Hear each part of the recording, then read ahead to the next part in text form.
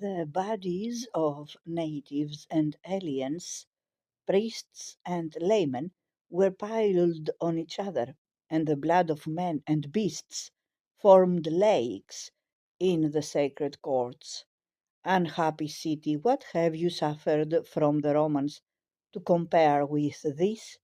They entered your gates to purge with fire the filthiness within you. You were no longer the place of God. You could not continue, now that you were the burial place of your own sons, and had turned the sanctuary into a common grave for those who had slain each other. Even now you might be restored to life, if only you would make atonement to God who destroyed you. But even the deepest emotions must be stifled in obedience to the laws of history. This is not the time for private lamentation, but for a record of the facts. So I will explain the subsequent course of the insurrection. The plotters against the city were now divided into three: Eleazar and his party, who had the sacred first fruits in their hands, made John the target of their drunken rage.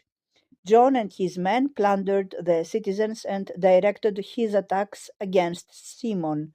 Simon, in his struggle against the rival factions, was dependent for supplies on the city. Whenever John was assailed from both sides, he made his men face both ways, raining missiles from the colonnades on those who came up from the city, and using his artillery to repel those who showered spears on him from the temple. Whenever the pressure from above was relaxed, it was often interrupted by drunkenness and exhaustion.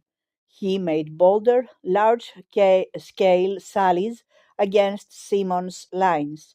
To whichever part of the city he turned, he never failed to set fire to the houses that were stocked with grain and supplies of every kind. When he withdrew, Simon advanced and followed his example.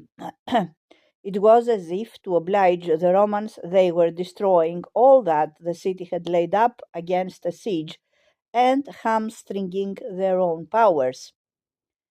The result, at any rate, was that all the buildings round the temple were burned to the ground. The city became a desolate no man's land where they flung themselves at each other's throats, and almost all the grain, enough to support them through many years of siege, went